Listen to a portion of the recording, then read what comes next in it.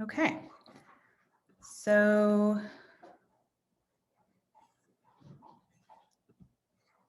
hello, everybody. I'm going to get this webinar started. Thank you all for joining us today. Welcome to the Alt-Ac track, Job Searching and Opportunities Outside of and Adjacent to Academe. We've got a great lineup of guest panelists today, and before I introduce them, I just wanted to kind of go over some of the nuts and bolts of the webinar. So first of all, if you have a question, which we will have a Q&A session at the end of the panel, please use the Q&A feature. It's the little icon between participants, right next to participants on the bottom of your Zoom screen. Closed captioning, my apologies, I'm enabling that now.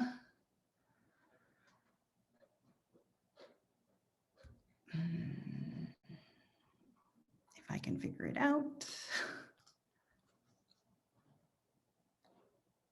Okay.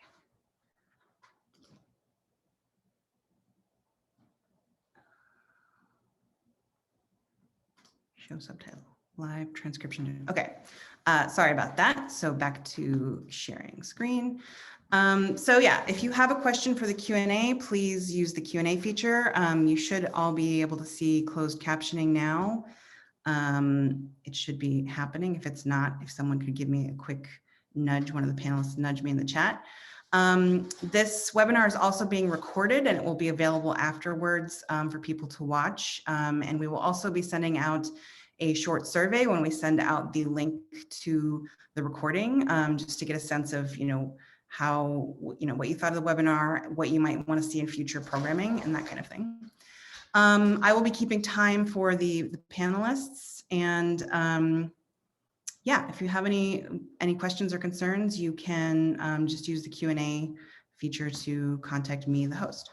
So who am I? I am Umayya Cable. I'm the host of this webinar. I'm an assistant professor in the Department of American Culture and Film, Television, and Media. And before we get going, I wanted to just do a quick land acknowledgement. We start this event with a land acknowledgement that the University of Michigan resides on the traditional territories of the Council of Three Fires, the Mississauga, Ojibwe, Odawa, and Potawatomi. This land was sold, ceded, and its people forcibly removed through a series of legislation and treaties. We bear in mind the ongoing community struggles for self-determination and colonial academic practices as we live and learn on these territories. I'd also like to share this brief quotation from Adrienne Wong. And she states, this is more of a digitally focused land acknowledgement of sorts, stating, quote, "Let's consider the legacy of colonization embedded within the technologies, structures, and ways of thinking we use every day. We are using equipment and high-speed internet not available in many indigenous communities. This technology leaves significant carbon footprints, contributing to changing climates that disproportionately affect indigenous peoples worldwide. I invite you to join me in acknowledging all of this, as well as shared responsibility to consider our roles in reconciliation, decolonization, and allyship." And I think that's particularly pertinent for our discussion today on how we choose to, what kind of career paths we choose to embark upon with the kind of knowledge we acquire in media. Okay, so just a quick heads up, you can access some resources that will be talked about a little bit in this webinar at this tiny URL link. It's tinyurl.com adjacent to Academe doc. And it's a document that has a lot of resources and links to readings available in it. So check it out. Okay, so our speakers today are Ann Kong Huynh, who is a digital scholarship strategist and librarian at the University of Michigan, Devin O'Hara, associate director and data engineer at Ithaca, Laura Portwood-Stacer, publishing consultant at Manuscript Works and author, and Emily Raimundo, a boarding school instructor and freelance editor. So welcome to all of you. We're going to get started with Ann Kong Huynh. Ann, take it away. All right. Well, thank you, Umayya, for inviting me here today. My name is Anne Conklin. My pronouns are she, her, and so a little bit about me. I've got my PhD in English from the University of California, Santa Barbara. My title, as Maya said, I'm the Digital Scholarship Strategist here at the University of Michigan Library in Ann Arbor.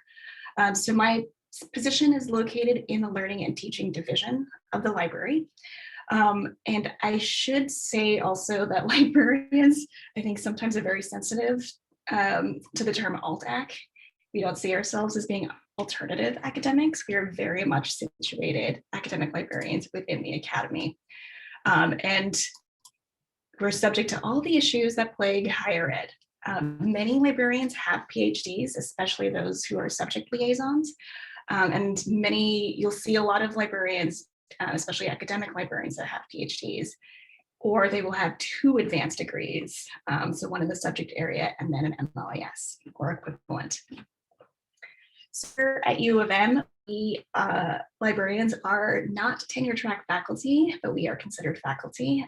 This is not the case at all institutions. So it really varies depending on what institution you're at. Some librarians are categorized as staff, and some are tenure track faculty and have to publish and produce the way other tenure track faculty do.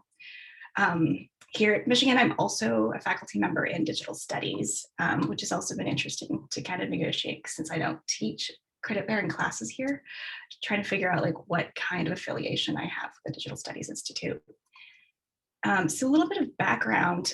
I started here as the digital pedagogy librarian and came here from being an alt-ac person, being in a grant-funded, like term-limited position at a small liberal arts college where I was, quote unquote, the digital scholar and coordinator of the digital liberal arts program that was in a library. So I was not a librarian or a faculty member, but I worked in a library and I taught classes. It was very weird. So a lot of folks who go into these like alternative academic positions will find themselves in these like weird in between neither nor spaces. And as you can imagine, it's really challenging to navigate and negotiate sometimes as being like the only person in that position, expected to do quite a lot of work in community building, program building at those institutions. And I think sometimes you'll hear of those positions as like these unicorn positions or like the lonely only at that institution. The great thing about being at a small liberal arts college though is that it was very teaching oriented. So I had a lot of experience teaching and supporting teaching, which made me well suited to move into a position here as a digital pedagogy librarian. And then because of my profile within the digital humanities and some of the scholarship and work that I had done professionally, it actually made me a good fit to transition into a new position that they created, which was the digital scholarship strategist position, where I coordinate the digital scholarship services at the University of Michigan Library. And then I represent the library in campus-wide conversations about how we support digital scholarship. So I also, in the library, lead a digital scholarship service team. And this includes about 25 librarians and staff from across all divisions of the library, and also includes representatives from the LSA Technology Services and the University Office of Research, namely CSCAR, which is the Consulting for Statistics, Computing, and Analytics Research, and other units that basically provide all the support necessary for folks who are doing digital scholarship, building digital projects, or trying to learn methods to apply to their research. So this group has a bunch of subcommittees that I oversee that are focused on specific tasks. So service assessment, documentation creation, technology strategy, programming, and events. It runs the gamut. But I should also say that I oversee all this work, kind of guided along, but I'm not anyone's supervisor and I'm no one's boss. So it's a really kind of interesting position to be in. As a librarian, I serve on a lot of committees, and this is in the library as part of the Faculty Senate, as a faculty member in digital studies, and of course, as part of professional organizations and editorial boards of journals. So I am in meetings all day, every day. I spend so much time in meetings. But I work really closely with a core set of folks within the library who can make up my digital scholarship hub. This includes folks like the digital scholarship specialist, Caitlin Pollock, our digital pedagogy librarian, Miranda Maricini, and our metadata projects librarian, Matt Carruthers. So of course, I work really closely with a handful of folks, and then more broadly with a lot of folks. So I should say that some of the work or the skills from my PhD and my academic training that have been really helpful for this position include teaching. All of the skills that go into that, classroom management, lesson planning, have been really wonderful in preparing me to manage meetings, setting agendas, keeping folks on time and on target, and accountable and making progress. The humanities training has also been really helpful in informing the work I do, how I make decisions and make that clear and transparent to folks. And it brings a really important perspective that I contribute to the library. This has been really important, especially recently, as the library and the library world in general has been contending with its, white supremacist history and background. So I can bring my critical race and ethnicity training to a lot of the committee work that I'm doing. And it's been really, informative to that kind of work. Also, of course, the speaking, the communication, the writing. I write a lot of reports, make a lot of announcements. I'm still presenting and publishing. So all of that, those skills that you develop, you also bring those with you when you work in the library. I will say though that the most important thing that I've brought to this job, or the things that I use the most every day, actually come from my experience in feminist organizing, which was often done entirely virtually and via large networks. So my work with Transformed EH, with FemTechNet, and I can talk about these folks of interest, have been really crucial to just being able to run meetings and events, employing inclusive practices into that work, and engaging people who are often thousands of miles away in programming that we're trying to make inclusive and engaging. So I guess a bit of advice that I have for graduate students is to not be too focused or so focused on your scholarly work that you don't have a life outside your department or your university, or that you're giving up things that matter to you that you need to sustain you, because so much of that will become so important to whatever career you go into the future. Because I think the most important things that I bring to my job, I learned outside of the academy. I learned on the job, and I learned in non-academic spaces. So I think I will end there. And I think we're moving to Devin next. Thank you, Anne. I'll start a timer in my so I'm keep me honest though. Hi, my name is Devin O'Hara. I use he, him. I am the Associate Director of Data Engineering for Ithaca, which is the parent company of JSTOR.org, which many in the humanities and social sciences have used and know. What do I do? I'd like to joke that despite being in sort of an engineering space, my job is hilariously social. Contrary to Anne, I do, a large part of my job is direct management. I manage a team of engineers. I manage a team of analysts, or a few analysts rather, and a couple other unicorns in the department. From day to day, besides that work, the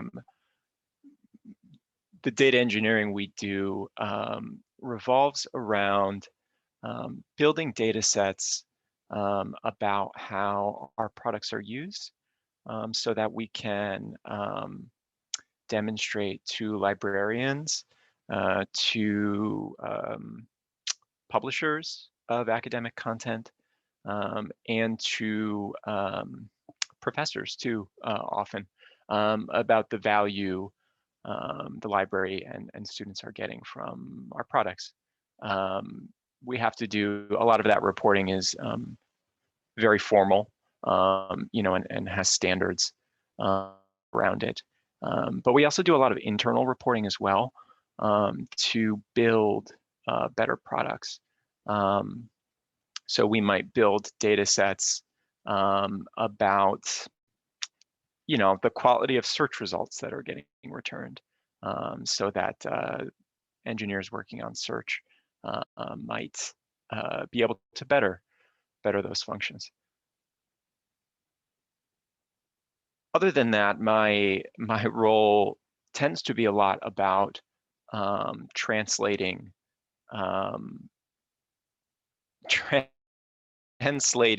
use cases from business departments, from marketing, from sales, from our licensing department, into actionable work for an engineer. And I've worked on both sides of that, on sides of that side, and I find that there are very few people, or it's a hard skill to learn, to be able to translate the needs of like a marketing associate to an engineer. Those ways of thinking are so different sometimes, that experience in both is vital to generating understanding. How I got here is unusual, I think. My degree's in English. I went to UConn, and in my junior year, it hit me, like I think it hits a lot of undergrads, that at some point I'm going to leave school, and I need to figure out what I think I want my career to be. I was fortunate enough to intern as an undergrad at an academic journal that was housed in the College of Liberal Arts and Sciences, and I loved it. I loved academic publishing. I loved publishing in general, and I found that interfacing with the material being produced was very rewarding to me, and I wanted to keep doing that. The editor of the journal met a representative in the licensing department of JSTOR at the MLA conference, and said, if they're hiring, I've got an intern who's going to graduate soon. Sometime later, I found myself working in the licensing department of JSTOR. There was a lot of academics there, ex-academics or people with advanced degrees in humanities and social sciences, and their work revolved around curating collections of academic content that students and researchers would find valuable, and that libraries and that we could store and archive, so that libraries could deaccession physical copies. The moment that really changed my career trajectory, though, was when I taught myself how to code. It was kind of an accident. I was working in a lot of databases, sort of doing data entry, and I thought to myself, there has to be an easier way to do this stuff. And I found some mentors in the company, and I taught myself SQL, which is a structured query language to interact with databases and manipulate data. And that was a gateway drug, so to speak, for me. Soon I picked up a little bit of Python too, which is accessible and powerful for first-time users. Bash scripting followed, and the combination of those things, plus my understanding of the business and my background in humanities and strong communication skills, I think put me in a position for success. I've still never had any formal training in those skills, but I was able to get very far without them. Just taking my time, pretty good. Where else in JSTOR and in Ithaca do we find academics? Honestly, all over. I think we have probably a disproportionately high percentage of people who have advanced degrees of some sort. I already mentioned our licensing department, but we also employ a number of librarians or people, and those people create metadata, sometimes by hand, sometimes it's created by vendors and they review it, but they create metadata around academic content that's being published. And we use that in a lot of ways. Again, search results, but also we also use it, for recommendations and for analysis to describe the kind of things that are being used and by what groups of people. Another place where we heavily employ people with advanced degrees is in what we broadly call user research. There's two main areas of that for JSTOR and for Ithaca, its parent company. So JSTOR employs user researchers out of our design department.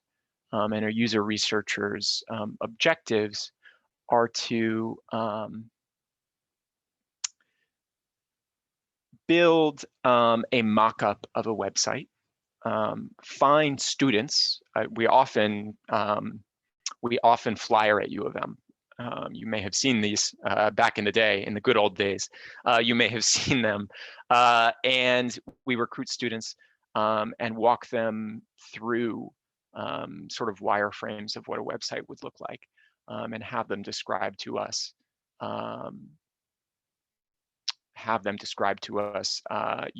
if you click this link, where do you think it would bring you? And that research, that qualitative research. Yes, go ahead. 1 minute left.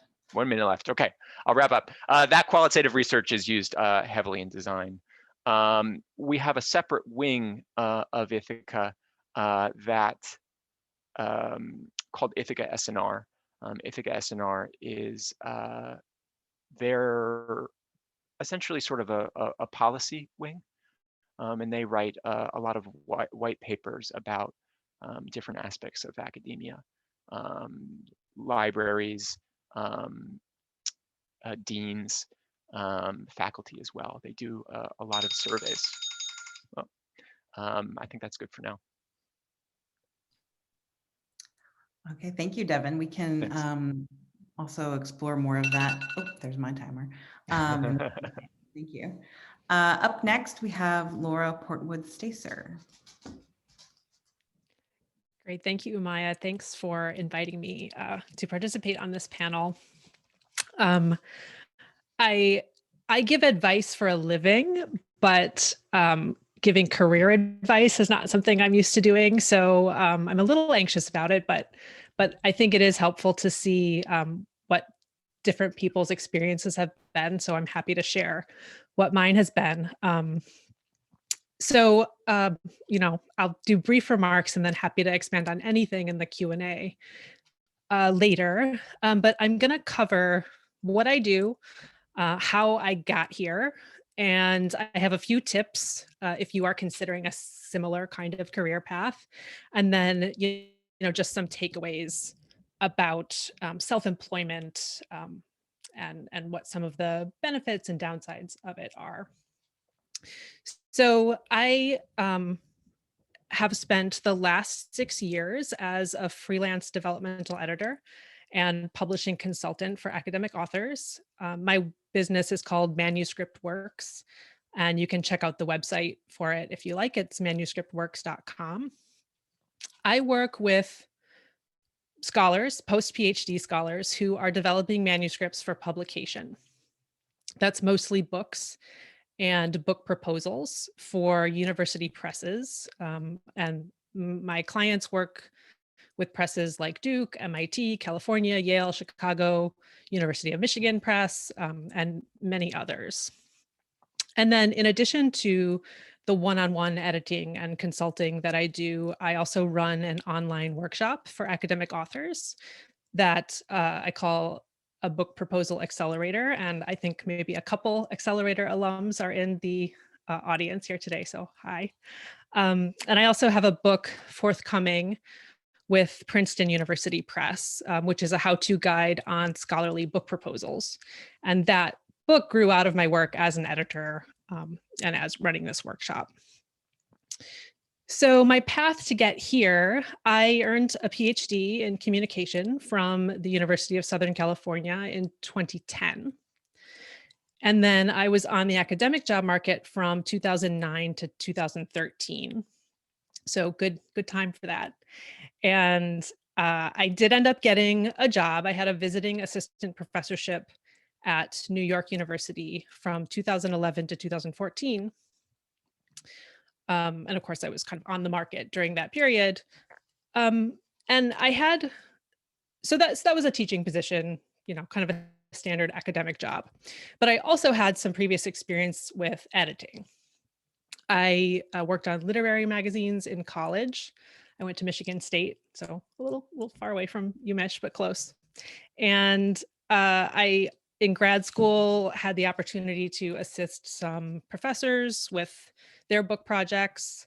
When I got a faculty position, I participated in writing groups with colleagues. And, you know, I found all that experience fun and interesting, but I didn't really think about it as something that would translate to a career necessarily.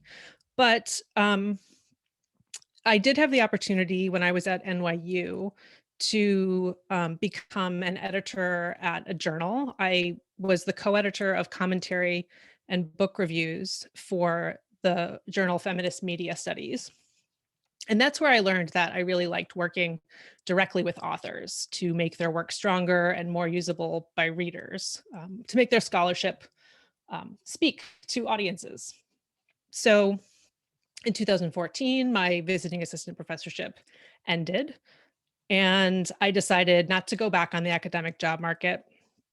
So I went on unemployment instead and just tried to figure out what I was going to do next. So at this point, you know, I was living on unemployment and my savings, and I did have a partner who had a stable job. So I kind of had the space to feel out possibilities for what I wanted to do next. And I saw some people who were kind of visible on, you know, social media, just like in academic networks, who had started up freelance editing and consulting services. And I kind of had two thoughts about that.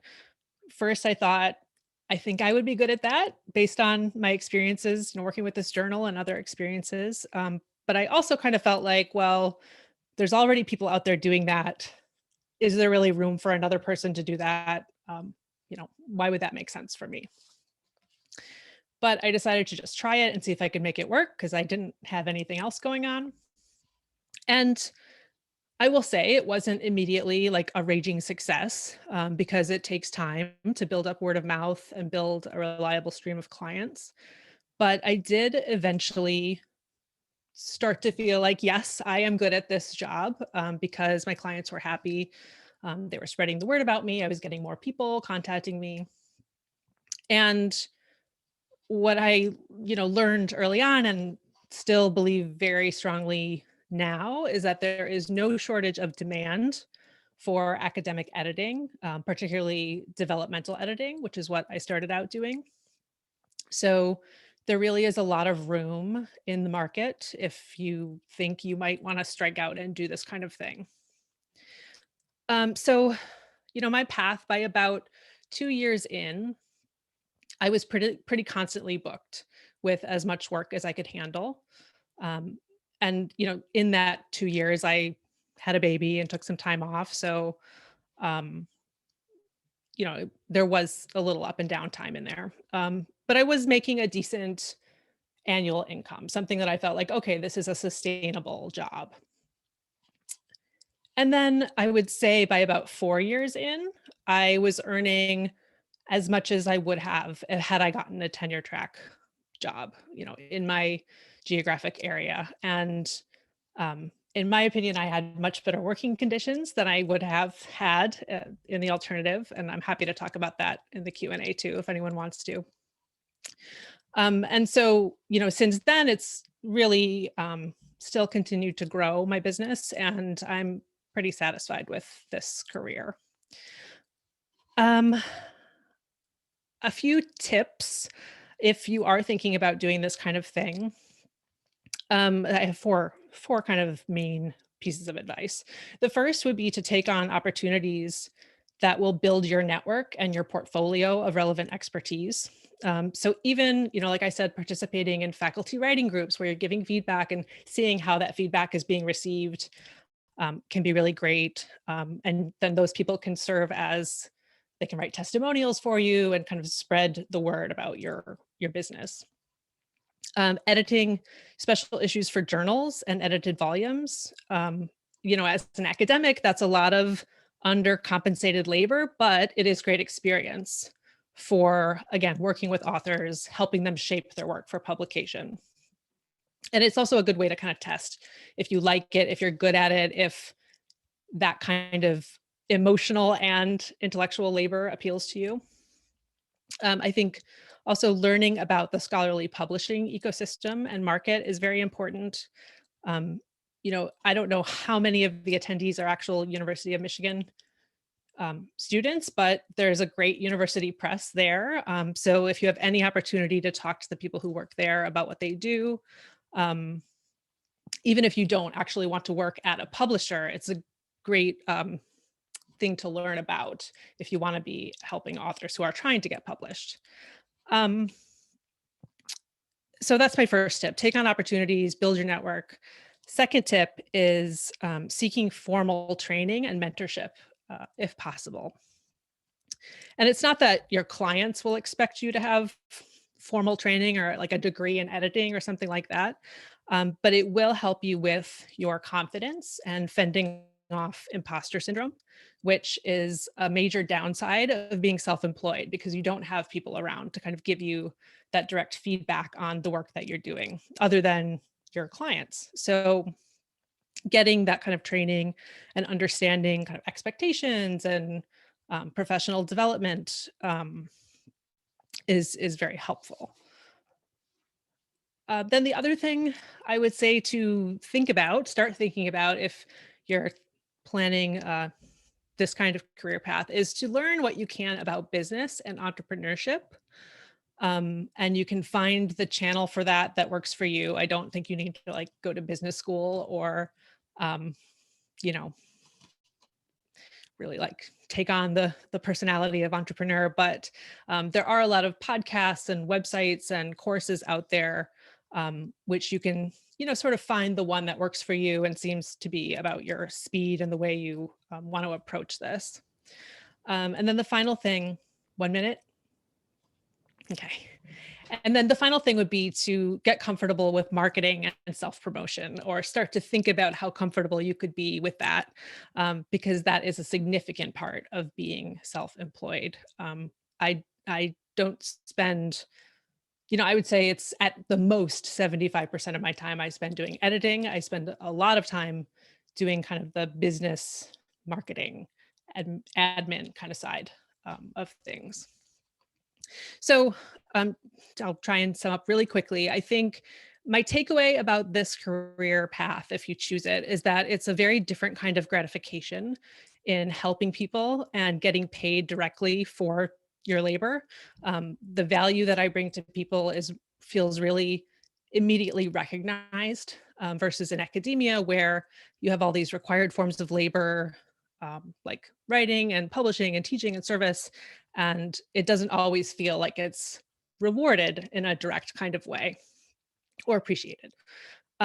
So I'll end there, but I'm happy to talk about any other details of what this job is. Thank you, Laura. Okay, so now we have Emily Raimundo. Hi, everybody. Thank you for coming, and thank you, Umaya, for organizing. So I'm Emily Raimundo. Sorry about the blue light reflection in my glasses. I got my PhD also from the University of Southern California in American Studies and Ethnic Studies in 2017. So from there, I went on to have a research fellowship in Asian American Studies at Dartmouth. And I actually see Anna in the chat or in the participants who came after me. So hi, Anna. So I was at Dartmouth for 2 years. It was a 2-year fellowship. After that year, I went on to hold a year-long research fellowship at the University of Manchester in the UK. So, if anyone's interested in talking about like the UK academic sort of scene and what it means to go over there, we can definitely chat about that in the chat or Q&A. I was there for 1 year, and then I took a job where I am now, which is at Phillips Academe, Phillips Academy Andover, I should say, which is an independent boarding school about 40 minutes north of Boston. And I had heard of Andover. Well, I had never heard of it until my senior year in college, when I was recommended to apply for a teaching fellowship program here, which is where they hire students generally right out of college to give them a year or 2 of teaching experience. If you have any seniors or rising seniors that next year might need a job, please send them our way. And so I had been here as an English department fellow for 1 year before I applied to grad school. And I also returned here throughout grad school to teach in the summer. As probably a few of you have experienced, not all grad schools pay during summer months. So I came here to teach just for like 5 or 6 weeks in their summer session. So, I think that independent teaching at an independent school is a really viable route to take after you get your PhD, particularly at schools like Andover, which considers itself like a fairly elite school and therefore is generally trying to hire PhDs at this point, right? So I'm, I have a PhD, but also I think the last the last hires in the English department, maybe the last 5 or 6, at least 5 of them had PhDs. So it's kind of an expanding market, I guess, or I don't know. But it is like an option, right? And so independent schools are private schools. That's just like the language that they use is independent. And there are day schools, which just mean that operate like normal schools. And then there are boarding schools, which is where I am. So the nice thing about boarding schools is that they usually provide housing, and you also usually have access to the dining hall as part of your like job compensation. And so, for me, especially coming out of grad school, research fellowships where I wouldn't say I was being able to save a lot of money, right? Trying to move around the country and across the ocean several times and et cetera, et cetera. It's nice to have some of that stuff, like be able to kind of do a little bit of saving, a little less spending, because some of that stuff is covered. In terms of the teaching and in terms of like how it's different than college teaching, obviously high school teaching is different than college teaching. But I will say that often at private schools, and this is certainly the case in a lot of the independent schools on the East Coast, schools are, again, like they're modeling themselves as like little mini elite universities for good and ill. And so they are really invested in giving faculty autonomy. And in fact, I think as a teacher here, in part because I'm able to teach year-long courses and actually have the same students for more than a term at a time, I feel that I have way more autonomy than I did when I was applying for jobs or thinking about a teaching career in academia. And so, you know, in terms of teaching, if you are someone who, you know, like Laura and I, like, are really interested in kind of giving advice, right? And maybe even the mechanics of writing. I'm speaking specifically to like English leaning people, humanities leaning people, because I do teach English, right?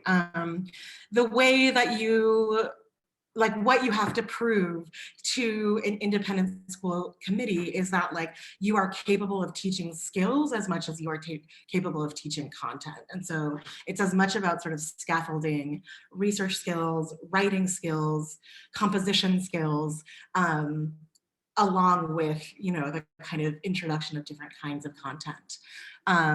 But, you know, Andover, for instance, is like a really pretty progressive English department, and so we don't have any required texts.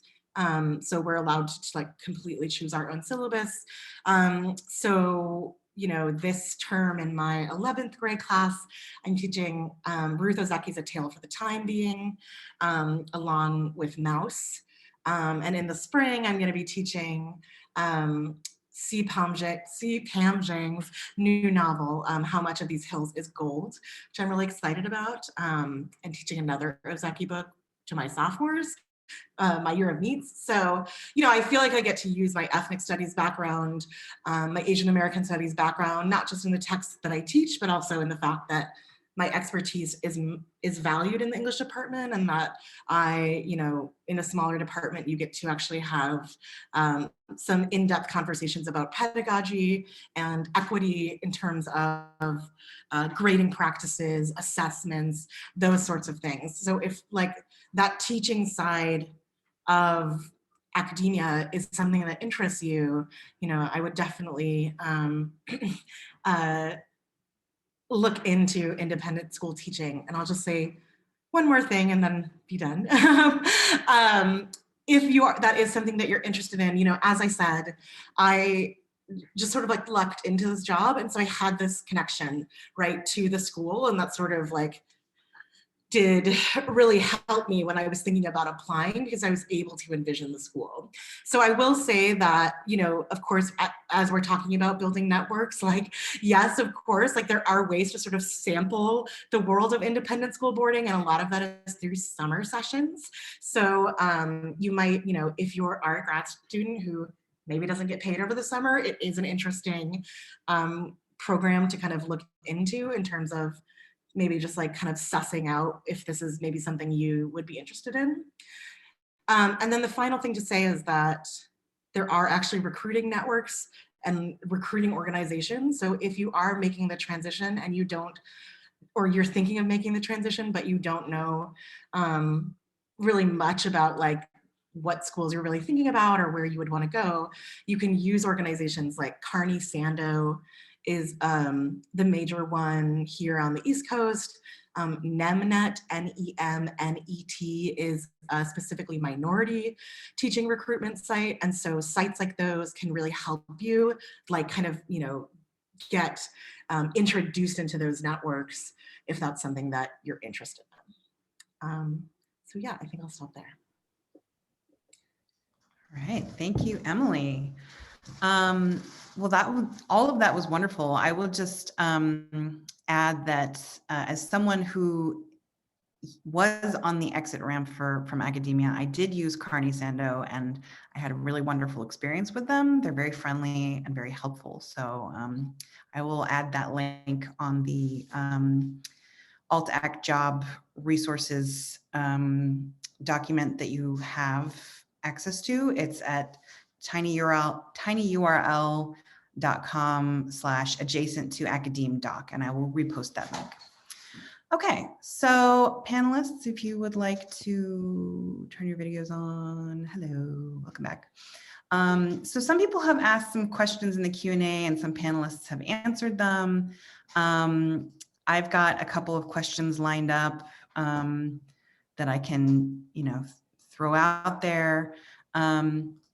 But I just wanted to see first if anyone had anything that they just wanted to follow up on or respond to another panelist. I I think Laura was totally right. I think she brought it up first about building networks, and talked a little bit about that too. And Emily, I mean, it can be intimidating to get started. I always found it to be a very humbling thing to do. But there are easy ways to get started. I mean, I had a ton of luck even finding people in careers that I thought I was interested in on Twitter or on LinkedIn, and writing to them and just saying, this is who I am, this is my background, this is what I'm interested in. Like, do you have 15 minutes to have coffee, and tell me about how you got started?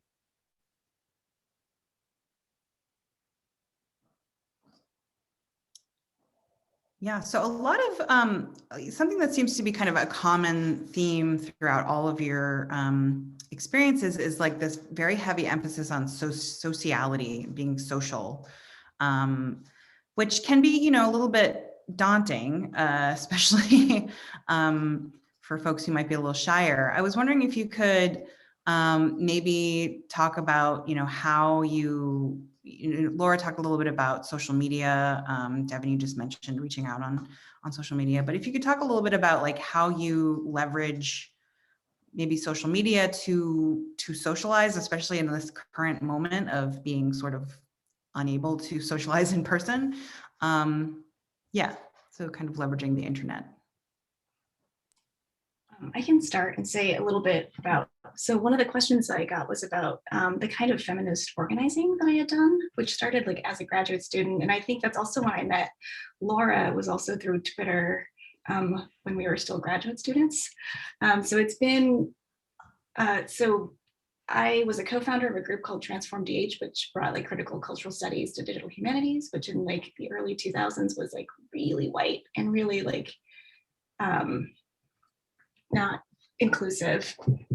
And we all found each other through Twitter, through social media, and we did almost all of our organizing through like social media. And I think for us, it was really also a little risky as graduate students, leveraging these critiques at senior scholars, most of them men, who were engaged in digital humanities work at the time.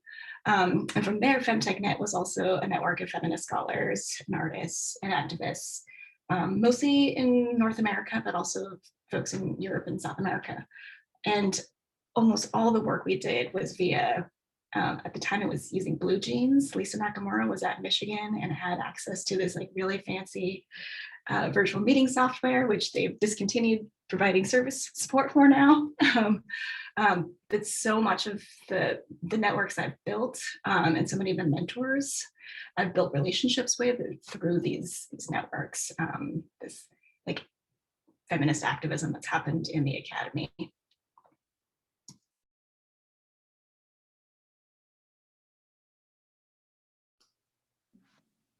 I would say, and I think this is probably applicable to any kind of career, but just for editing, you know, I found Facebook groups where there are a lot of like active professional freelance editors, not necessarily all academic. So there are groups for academic editors. And just like lurking there, you learn a lot about what happens day to day. And then as you become more comfortable, you can start participating in the conversations. And as you become seen as somebody who has something valuable to say, like that is where you get a lot of referrals from. People think of you as, oh, you're that person who does book proposals or whatever it is. And then that's a good way to build up your network to then bring in, you know, income as you get clients. And that is also a way to meet potential mentors. I have had people reach out to me on Twitter to say like, oh, I do some freelance editing on the side. I'm thinking of, you know, trying to do that full time. Do you have advice for me? I have, you know, some advice, but, you know, I also teach a course for editors that I'm not teaching this year, but, you know, perhaps in the future. So yeah, just kind of lurking and just hanging out is a good way to find out about opportunities and then jump on them when you see them. It's old fashioned, but listservs actually are a great place. I for my work, I don't know if you're part of this, Anne, Code for Lib is an active one and an interesting one, and also a place where you see job opportunities too, in addition to social opportunities. Yeah, similarly, I think like the digital humanities community, they have like a massive like Slack workspace that yeah. is like open, so you can just request like membership to the Slack, and they have like places where you can make introductions and ask questions, and they post things like job ads. And I think just being a part of these communities, so many of my mentors from like FemTechNet and my work in Transform DH have later gone on to be like references and to write letters of recommendation when I've applied for jobs. So just maintaining those relationships. I've co-taught classes with some of them at like the Digital Humanities Summer Institute. I think it's really important to not just like build your networks, but maintain these relationships and think of various ways that you can work with these folks. I think sometimes in academia, we have very limited views of how we can work with people. And clearly, this panel shows you there's so many ways to engage with the skills and the work that we do. Okay, so networking is really important. Yeah, I mean, I think that, you know, these suggestions about, even if it's old fashioned, a listserv is like a really great resource. So thank you all for sharing that. I've got a couple questions kind of based on some of the questions that were already asked, and I have a new question, which is more of a nuts and bolts question, but you know, there was a question about accreditation. Someone asked Anne if she had a library science degree, and she answered the question in the Q&A box, but I think that kind of opens up a good kind of place to talk about accreditation, whether you need a certain kind of degree to apply to certain jobs or whether it's just preferred, maybe kind of how to interpret job postings that say, you know, preferred masters of business or whatever. So that you can kind of talk about how to maybe kind of subvert preferences about accreditation, or if you even need to subvert them, or yeah, accreditation. How do you handle it? I will say that within academic libraries, there's this kind of rift between librarians without PhDs and librarians with PhDs. So there's this kind of like weird tension that happens. And there's some institutions where they won't hire someone for an academic librarian position without an MLIS. Michigan is not one of those institutions. And I actually, like, I started an MLIS program when I started here. And after like 2 courses, I was like, I don't think I need this because I'm doing so much of this already in the job. For some folks, though, it can be really helpful. And maybe you're like partway through your PhD program and you realize you don't want to go into a tenure track job. If you have your master's, you can get an MLIS degree in 2 years and go in that way. But some positions, many of my colleagues have PhDs, and that's fine. But it really depends on the institution, but also like applying to the jobs. And I think Emily, like talking about like what it's like to apply to jobs in the UK is really different. Like we don't want, you know, letters over like cover letters that are over a page long, and you don't, you know, we don't need massive statements like you would for a tenure track position. So like the conventions are really different as well.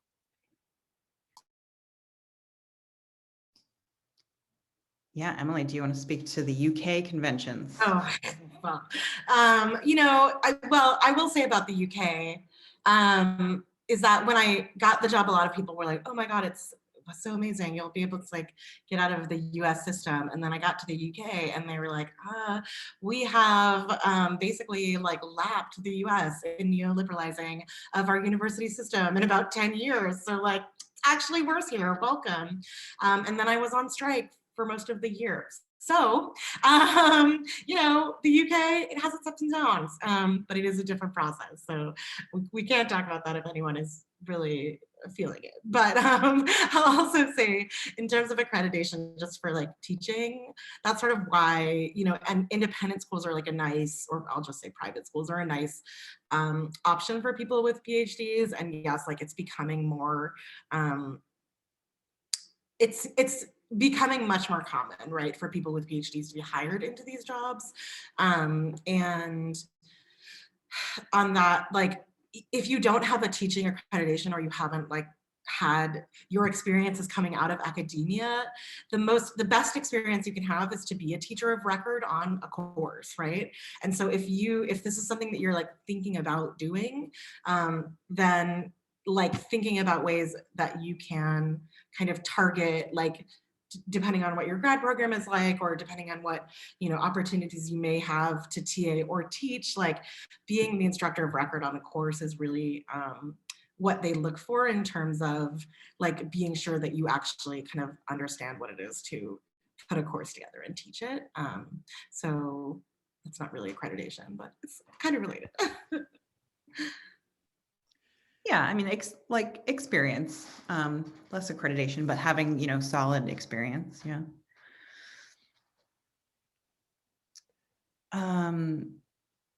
While we're on the topic, I think that it would be nice to hear from all of you about, you know, actually talking about the job material conventions that are not for tenure track jobs or visiting assistant professor applications. Like, how does one kind of represent their skills and work experience in academia on something like a resume, which is typically 1, maybe 2 pages max, as opposed to a CV, which is like 6 to 8 to 10 or more pages long. So any kind of suggestions you have about how to kind of make your work experience in academia kind of condensed and accessible on a resume, maybe might be a good place to start.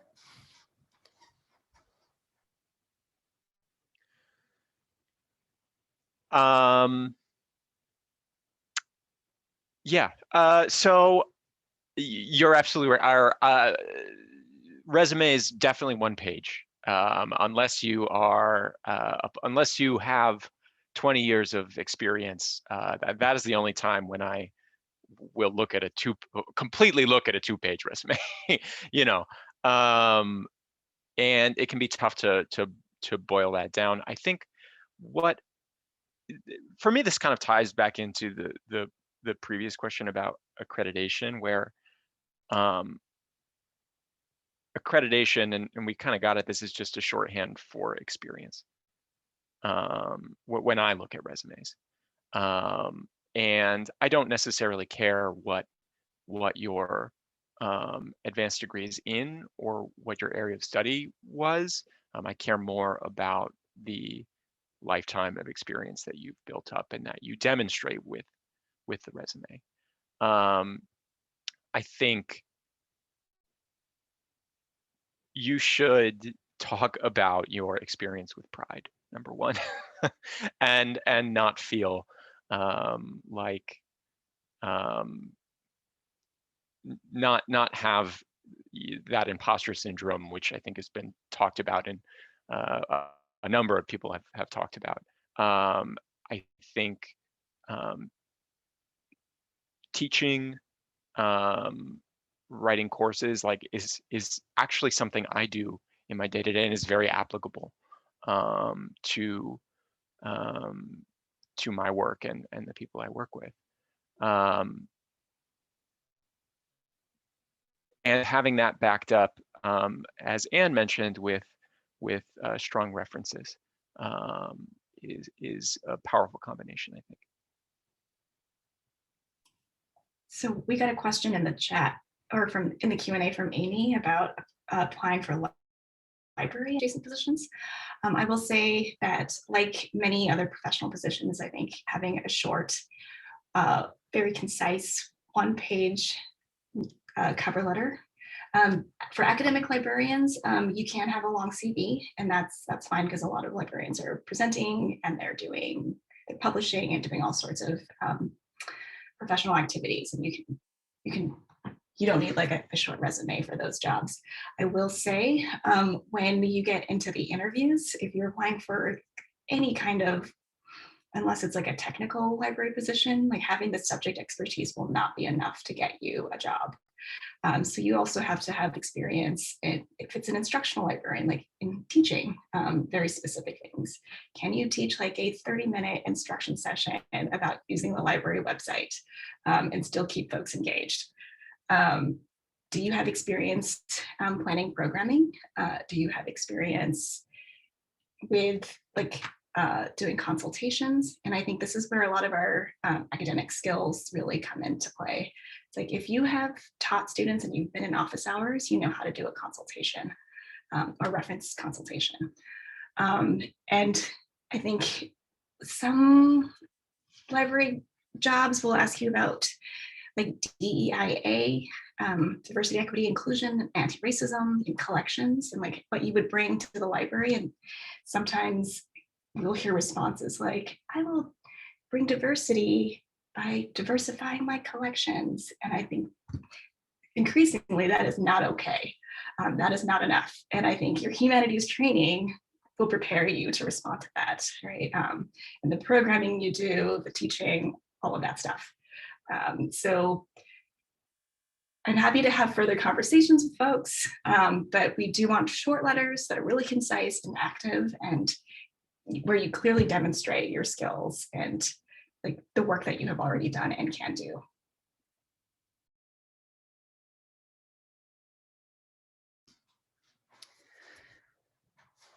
Great. Umaya, can I jump on that? Oh yeah, we for a was second? about to kind of gesture to you, but go ahead. Sure. So yeah, so I didn't have to apply for my job. I just decided this was going to be my job and I'll see if I can make some money doing it. But I do have to sell myself to potential clients. So I would say, if you're thinking about positioning yourself as somebody who is an expert or somebody who can help people and want them to come pay you to help them, an important thing to keep in mind is that people are really less interested in you than in what you can do for them. So, if you are going to make a website or kind of market your services, like very few people are going to care about what you accomplished in your academic career. They want to know that you understand their problems and what they are now encountering. And you are well positioned to understand that because you've been in their position or, around people in their position. But yeah, I would just give that advice that think about more in terms of skills and what you are offering than your credentials or your past.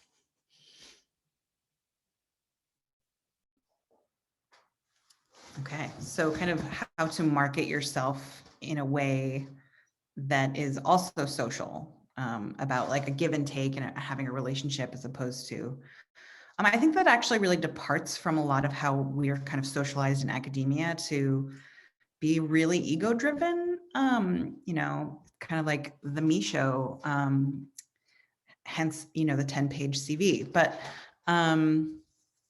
yeah, it's kind of an interesting shift, I think, about how to kind of represent yourself in a way that is,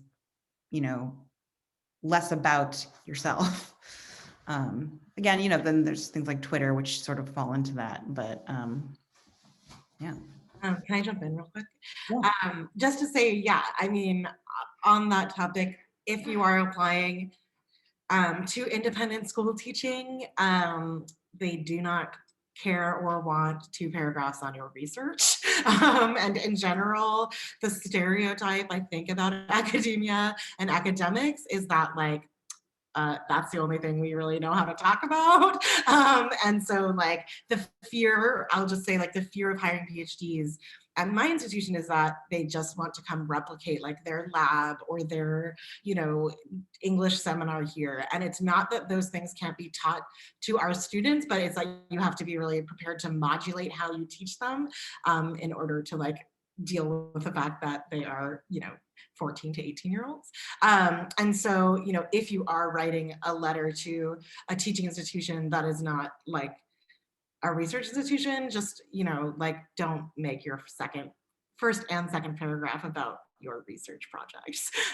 That's something you can elaborate on in interviews and like use as leverage, right, to talk about like what you would be able to teach and what you would bring in terms of, like Anne was saying, equity and diversity work was like, if that's something that you work on, obviously, et cetera, right? You can leverage all of your research into like different kinds of experience that will help you on the job, but they like do not care about your dissertation, like really at all, you know?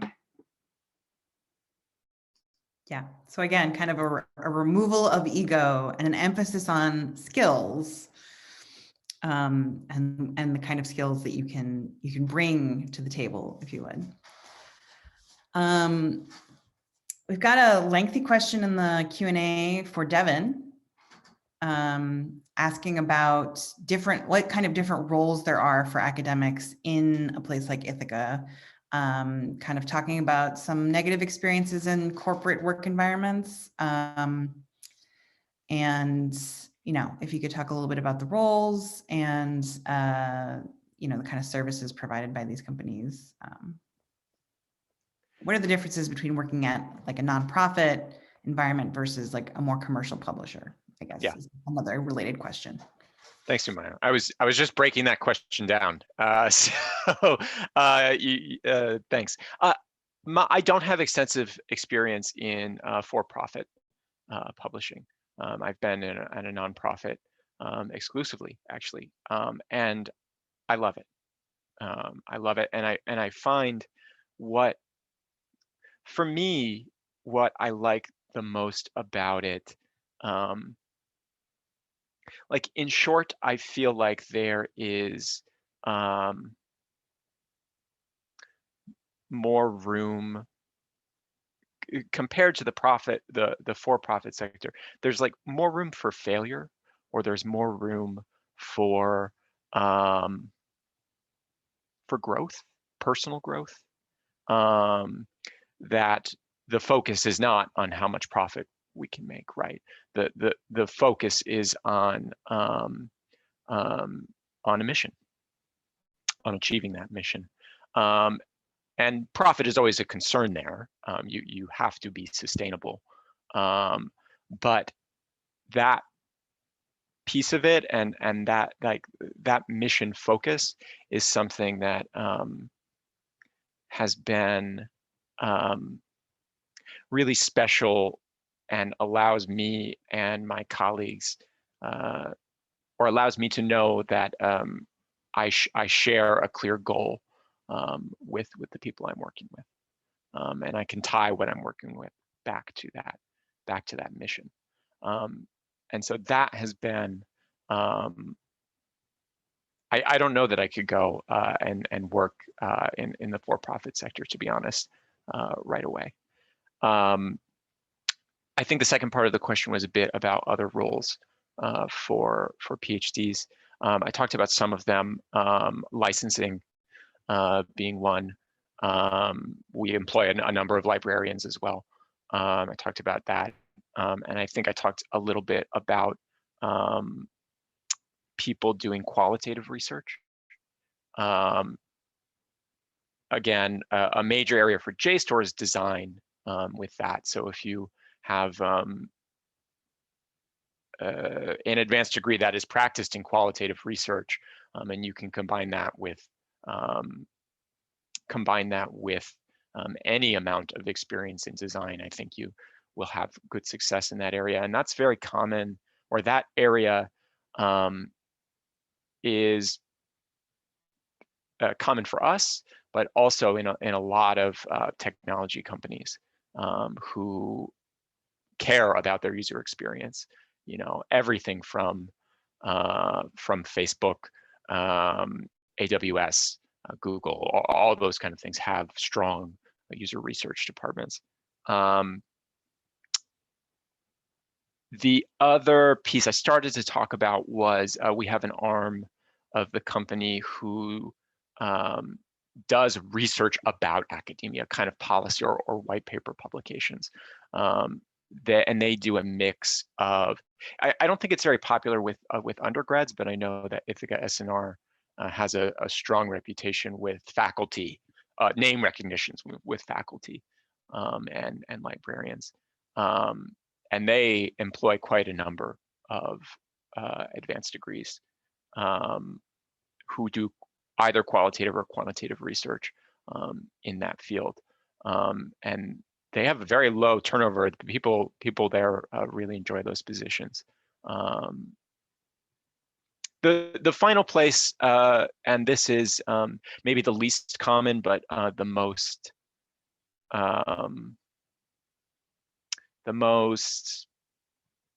direct, I think, is like fellowships. We have like 1 or 2 fellowship positions for PhDs, often digital humanities. Those positions are they vary, but are like 2 years long, and will work with the one I'm thinking of right now is works with sort of an experimental product team, and their focus right now is building text and data mining features for teaching. And they have a gentleman. I actually don't know his background, but I know he has a PhD and was an educator. And they rely on that expertise while building tools for teaching and learning. Fellowships, something that's coming up a lot now too, that I think humanities and academics are especially prepared for, is to talk about bias, to talk about where bias exists. For us, the most obvious place, of course, is something like search. But we also have technology groups that create metadata about articles. And that is rife for bias to enter unintentionally. Of course, it's always unintentional, but it happens. And we could really use, I know we could really use experts in that area, in particular areas, to help us understand where that's happening, help us measure the effect of that, and then demonstrate it going down, or that effect going down or up. I hope that answers that question. I think I got the main points of it. Let me double check. I mean, I have a related question that is kind of emerging from this last question, which is that I think there's a lot of feelings people have about not pursuing academic careers and making that transition, right? And whether actively making the decision to leave academia or pursue kind of tenure track jobs, or sort of by happenstance, just like, well, here I am, I'm doing this now. I was wondering if you could talk a little bit about your decision-making process, if you had an explicit decision-making process, what kind of feelings might have come up, because I think there is a lot of anxiety, especially amongst graduate students right now. And yeah, how to just manage that, what to do with it. Is it even a thing?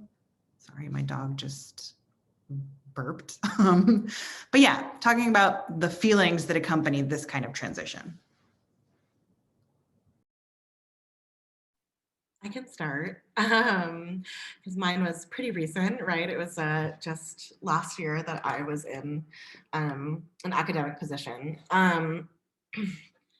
I think for me, it was very emotional. It was very hard to make the decision. I think in part because I had spent about 4 years on the market at that point. And as I'm sure, those of you who have been on the market, know it's like a grueling process that, engages you in a very cruel, optimistic relationship where you feel like you just have to keep doing it because it's just the next year you're finally going to get something.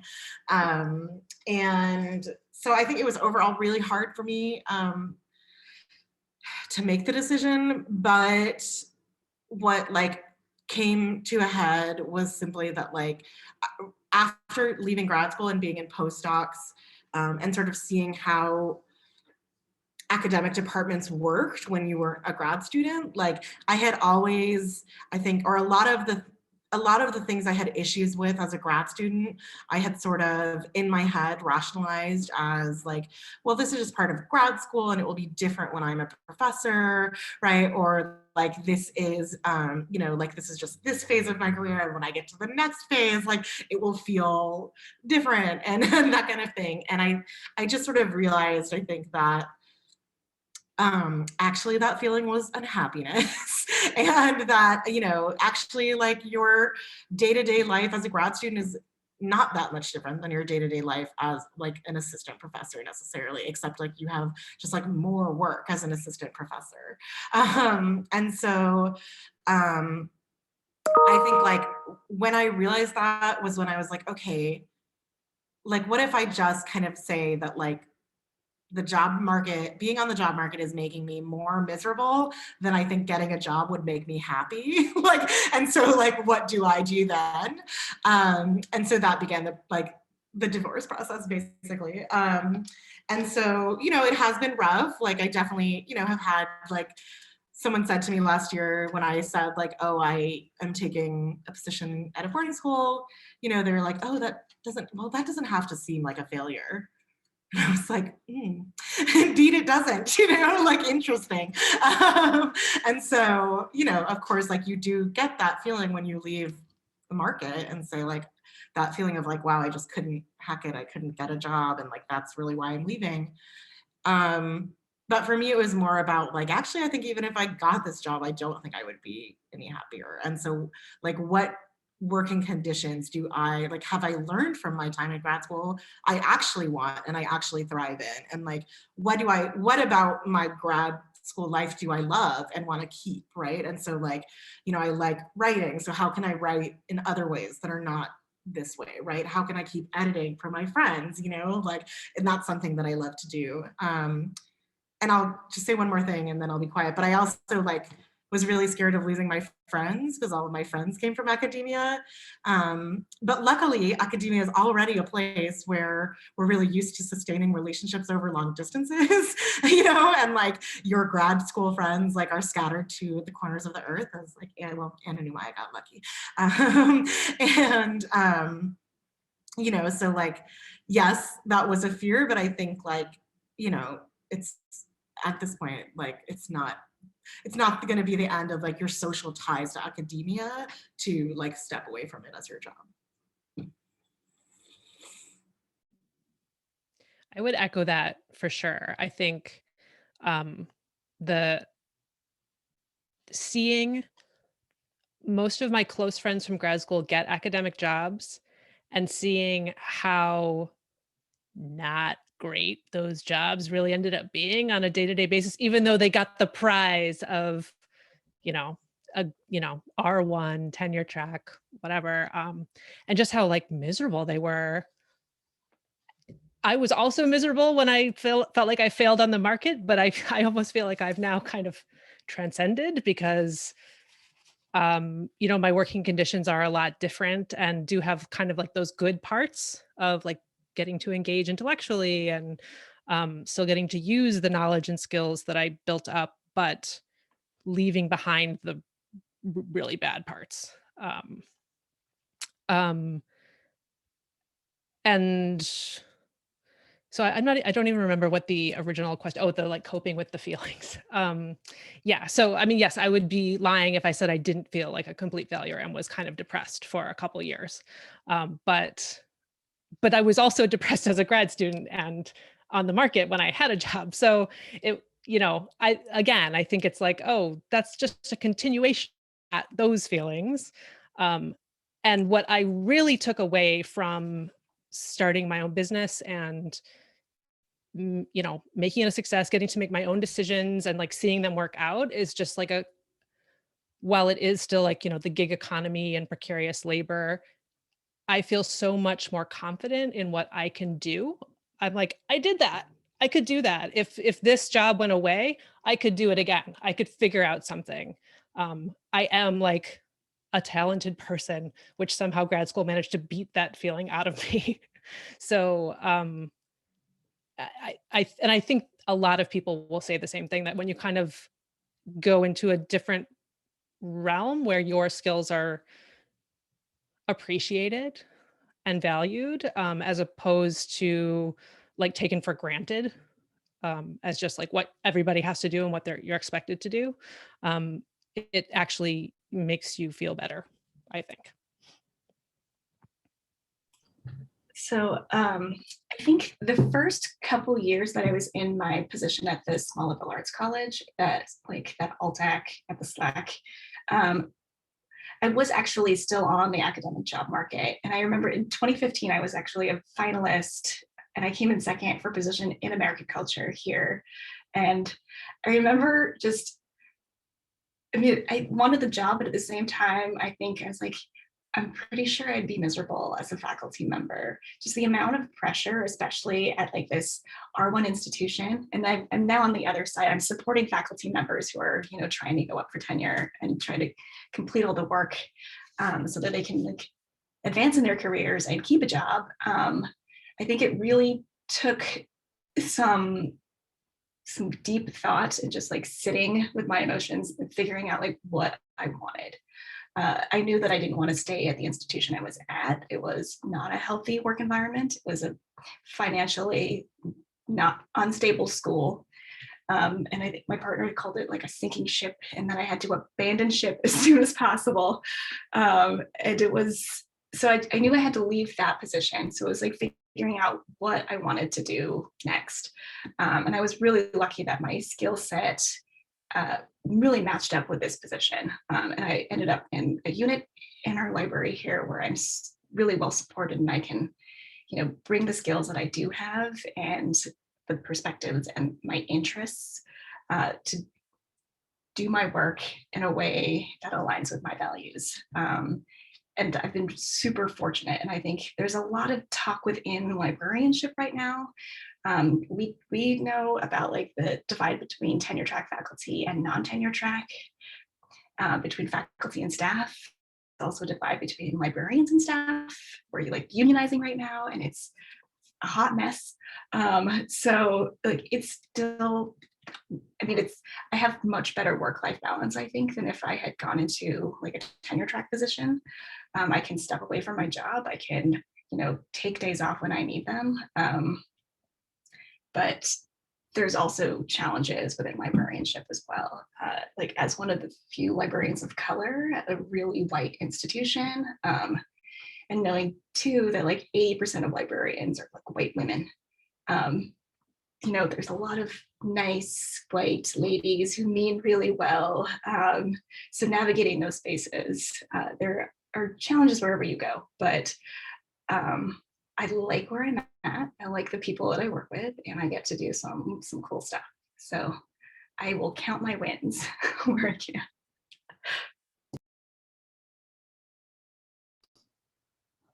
Yeah. So yeah, I think knowing your value and knowing you have agency and then using your agency, I think those are really important takeaway points. And that the academic job that might look perfect might not be the best place in the world. And there is a host of other places to be, like lots of different avenues to take. Okay, well, we're kind of coming to a close here. I just wanted to give, you know, if you have any closing thoughts, any last parting words you'd like to share with our attendees, the floor is yours.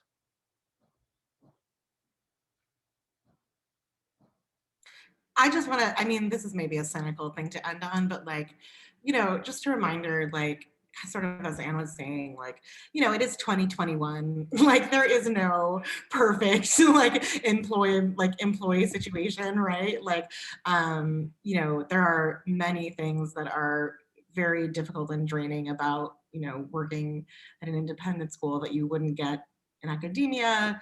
But it is, I think, about making choices. Like for me, it came down to like, do I want to have control over where I live?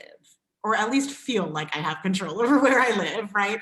Do I want to feel like I have control over when I move, right? Or, you know, that sort of thing. Like those are in the end factors that I think determine like so much of our mental health and like your day-to-day happiness with your life. And so, you know, I think those are, when we say like sit with your feelings, like those are the things, you know, that you really have to figure out for yourself and like be realistic about what it means to be in academia and if that is really going to be like sustainable for you.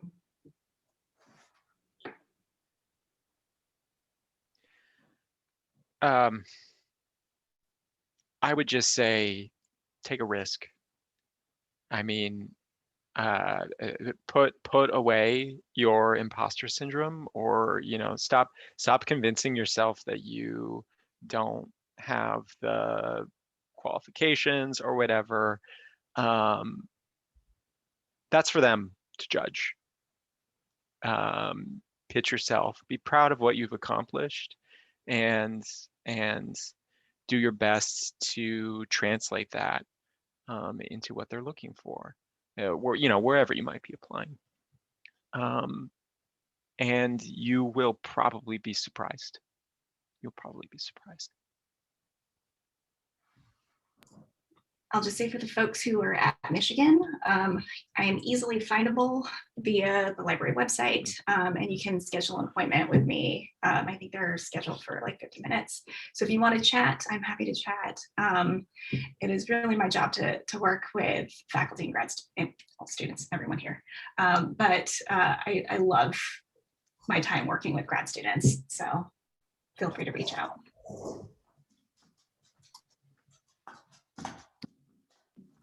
I'll do my one closing, and then and this kind of echoes what Devin said and what Anne said much earlier. Like, I think figure out what you actually like what gives you life.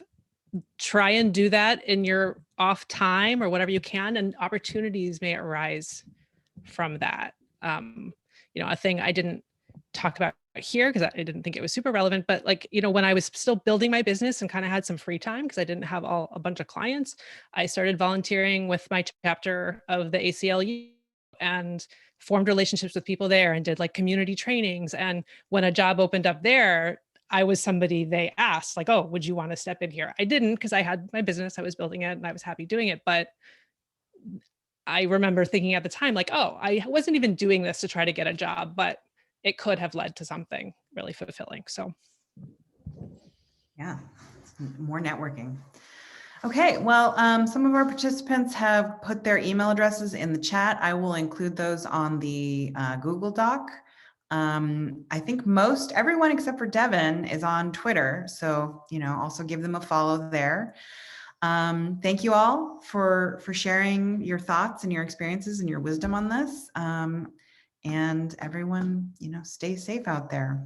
Be well. Thank you, Mom. Thank you. Thank you all. Bye, everyone. thank you. Bye. Bye-bye.